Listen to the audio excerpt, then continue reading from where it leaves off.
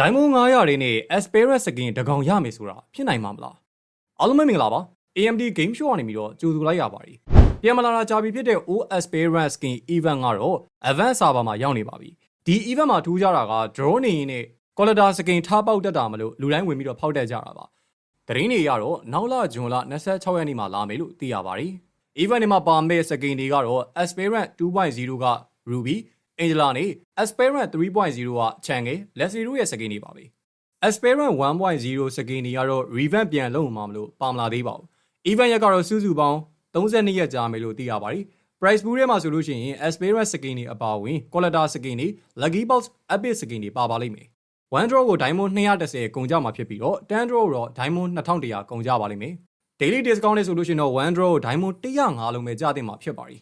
first 10 draw တော့ကတော့50% discount ရမှာဖြစ်ပြီးတော့ diamond 1050ပဲကုန်ကြပါလိမ့်မယ်။ 10 draw ပြည်တိုင်းမှာ epic skin ဒါမှမဟုတ် collector skin ပေါက်ပါလိမ့်မယ်။ Aspirant event မှာကိုဘယ်လောက်ကုန်မလဲဆိုတာကံပေါ်မူတည်ပါတယ်။ box ၄ထဲကိုအလုံး3လုံးကြားဖို့ဆိုလို့ရှိရင်အနည်းဆုံး30 draw ကနေပြီးတော့အများဆုံး80 draw လောက်ထိဖောက်ရပါလိမ့်မယ်။ဆိုတော့က Aspirant skin တကောင်ရဖို့အတွက်က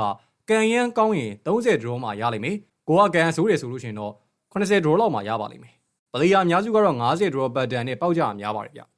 Premium supply ကတော့နှစ်ခါလာမှာဖြစ်ပြီးတော့စုစုပေါင်း free ticket က32ကတ်ရပါလိမ့်မယ်။ Diamond 250ဖြည့်ပြီးတော့လောက်ခိုင်းတဲ့ test တွေပဲမလို့ phase 1တစ်ခုစီမှာ weekly pass 3ခုစီဖြည့်လိုက်ရင်ရပါပြီ။ဒီနေရာမှာကန်ရန်ကောင်းတဲ့သူတွေအတွက်ကတော့ free token နဲ့တွေမယ်အလုံး3လုံးပြည့်ပြီးတော့ Aspirant skin တကောင်ရသွားပါလိမ့်မယ်။ဒါဆိုလို့ရှိရင်တော့ recharge လုပ်ရတဲ့ Diamond 900ပဲကုန်ပါလိမ့်မယ်။ကဲပါ။ပလေယာအများစုရကြတဲ့ draw 50တွေပဲတွက်ကြည့်အောင်ပါ။ free ticket တွေနဲ့အကုန်ဖောက်ပြီးသွားရင်တော့ draw 50ပြေးဖို့အတွက်14 draw ပဲလိုအပ်ပါတော့တယ်။ဆိုတော့က first 10 draw ကို 15% discount နဲ့ diamond 1050သုံးပြီးတော့ဖောက်မယ်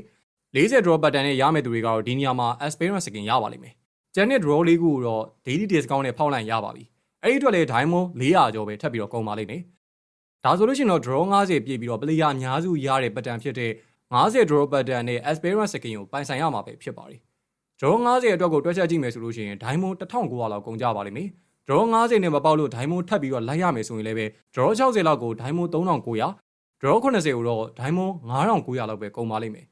ဒီဗီဒီယိုမှာ draw 50ကိုအဓိကထားပြီးတော့ပြောခဲ့တာမလို့60 80 draw လောက်ထိရောက်သွားမှာဆိုတဲ့သူတွေကတော့ event စတွေကနေပြီးတော့ daily draw လှည့်ခဲ့ပါဒါဆိုလို့ရှိရင်တော့60 draw စုစုပေါင်း diamond 2900နဲ့80 draw တော့စုစုပေါင်း diamond 3900ပဲကုန်တော့မှာဖြစ်ပါတယ်ကိုလိုလည်းပဲ skin တွေဝယ်ဖို့အတွက် diamond တွေ weekly pass တွေကိုမြန်လဲမြန်တန်လဲတန်တဲ့ AMD Game Show မှာလာပြီးတော့ဝယ်လို့ရပါပြီခင်ဗျာ